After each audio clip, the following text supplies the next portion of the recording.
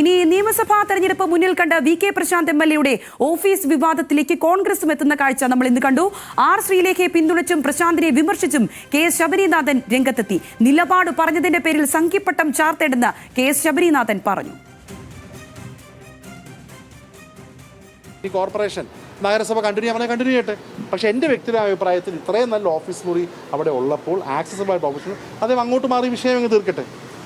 ഈ 31-32 മാറാമല്ലോ ഭയം അദ്ദേഹത്തിനുണ്ടോ? അപ്പോൾ ആ മുറി എന്തുകൊണ്ട് അദ്ദേഹത്തിന് ഉപയോഗിച്ചുകൂടാന്നൊരു ചോദ്യമാണ് ചോദിച്ചത്. അത് ചോദിച്ചപ്പം ഉടനെ സംഖ്യപ്പട്ടം ചാർത്താനും BJP സഹായിക്കുക എന്ന് പറയുന്നതൊന്നും ശരിയായിട്ടുള്ള കാര്യമല്ല. വിഷയാധിഷ്ഠിതമായിട്ടുള്ള നിലപാടാണ്. ഈ 31-32 നമ്പർ നിളയിലെ മുറികളിൽ വേറെ ആരെങ്കിലും താമസിക്കുന്നുണ്ടോ? MLA ഹോസ്റ്റലിൽ ഓഫീസ് സൗകര്യങ്ങൾ ഉണ്ടല്ലോ എന്ന് കെ മുരളീധരനും തൊട്ടു പിന്നാലെ പറഞ്ഞു.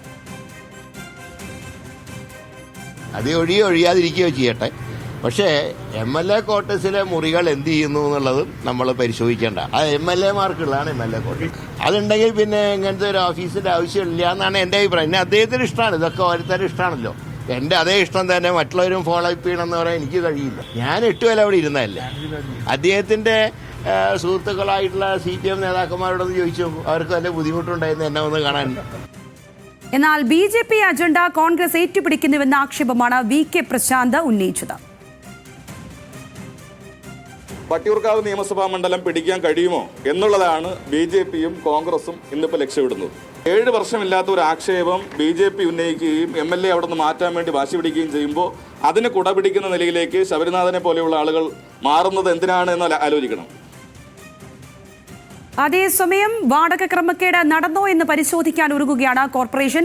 കോൺഗ്രസ് നിലപാടിനെതിരെ രൂക്ഷ വിമർശനവുമായി ഇടത് നേതാക്കളും ഇന്ന് രംഗത്തെത്തുകയുണ്ടായി. VS അനു ഉണ്ട് തിരുവനന്തപുരത്ത് നിന്ന്. അനു, ഇക്കാര്യങ്ങൾക്ക് രാഷ്ട്രീയപരമായ മാനം വരുമെന്ന് നമ്മൾ ഇന്നലെ തന്നെ കണക്കുകൂട്ടിയതാണ്. ആ നിലയ്ക്കാണ് കേവലം ഒരു ഓഫീസ് തർക്കമോ അല്ലെങ്കിൽ ഓഫീസ് വാടക സംബന്ധിച്ചുള്ള കാര്യമോ ഒന്നുമല്ല, അതിനപ്പുറത്തേക്ക് വരുന്ന തെരഞ്ഞെടുപ്പിനെ ലക്ഷ്യം വെച്ചുകൊണ്ടുള്ള കണക്കുകൂട്ടലുകൾ ഉണ്ട് എന്നുള്ളത് കണക്ക് കൂട്ടിയതാണ് നേരത്തെ തന്നെ. ആ നിലയ്ക്ക് കോൺഗ്രസ് കൂടി ഈ ആരോപണങ്ങളുടെ ഈ ഇതിലേക്ക് വീണ്ടും കടക്കുന്നതാണ് ഇന്ന് കണ്ടത്. ഇന്നത്തെ സാഹചര്യങ്ങൾ എങ്ങനെയാണ് വിലയിരുത്തുന്നത്? കോർപ്പറേഷനിൽ ഇത് സംബന്ധിച്ച് എന്തൊക്കെയാണ് ഇപ്പോൾ നടക്കുന്നത്?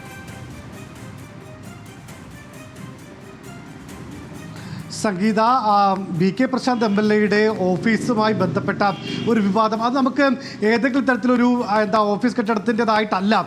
അതിനൊക്കെ അപ്പുറത്തേക്ക് ഈ ആരാണ് ഈ ആദ്യം പ്രശ്നം അല്ലെങ്കിൽ ഈ വിഷയം ഉയർത്തുന്നത്, ആരോടാണ് വിഷയം ഉയർത്തിക്കാട്ടുന്നത്, ഇന്നലെ ആ പ്രശ്നം കഴിഞ്ഞു എന്ന് പറഞ്ഞ വിഷയം ഇന്ന് ആരാണ് ഉയർത്തിക്കൊണ്ടുവരുന്നത്, ഇതൊക്കെ പരിശോധിക്കുമ്പോഴാണ് ഇതിന് കൃത്യമായ ഒരു രാഷ്ട്രീയ ലക്ഷ്യവും രാഷ്ട്രീയ അജണ്ടയും ഉണ്ട് എന്ന് മനസ്സിലാക്കുന്നത്.